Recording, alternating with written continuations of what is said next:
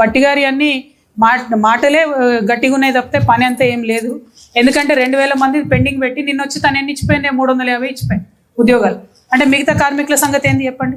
ఇప్పుడు ఆయన్నే కదా నైని కుంభకోణం లేవు, డైరెక్ట్ ఉన్నది ఎవరు? నేను కాదు కదా, అందరం లొల్లి పెడితే ఆయనే కదా ఆగిండు. ఇలా జరుగుతున్నటువంటి కుంభకోణాలు మరి వారు మన కర్మ ఏంటంటే ఒకరికి పదవి ఇచ్చినాం మనము. ఆనాడు కేసీఆర్ కుటుంబాలు ఎట్లుండే? KCR was elected, KTR was elected, Kavitha was elected. Today problem ఏంది? ఓన్లీ బట్టి గారు ఈజ్ ఎలక్టెడ్, బట్ మనకు 1+1 బోనస్, వాళ్ళ ఫ్యామిలీ పెత్తనమంతా వాళ్ళది. ఓన్లీ సీఎం ఈజ్ ఎలక్టెడ్, 1+6 అక్కడ బోనస్ మనకు, ఆల్ బ్రదర్స్. తుమ్మల గారు ఎలక్టెడ్, 1+1 బోనస్ అక్కడ మనకు. అది అసాంఘికంగా వాళ్ళు చేసుకుంటూ మమ్మల్ని ఇంకా కూడా అంటే ఎట్లా చెప్పు? నేను అనేది ఏంది, మా పాలన బాగాలేదో బాగుండేనో కేసీఆర్ గారి కుటుంబాన్ని ప్రజలు తీర్పిచ్చి అయిపోయింది. ఇప్పుడు ఆ తర్వాత మా కుటుంబం మేమే వేరుపడ్డాం. నేను టీఆర్ఎస్ పార్టీ పెట్టుకున్నా, టీఆర్ఎస్ వాళ్ళ పని వాళ్ళు చేసుకుంటారు, మా పని మేము చేసుకుంటున్నాం. ఇప్పుడు గడిచిపోయిన చరిత్ర అంతా తవ్వి ఇప్పుడున్న బాధ్యత బట్టి గారు తప్పించుకుంటున్నారు.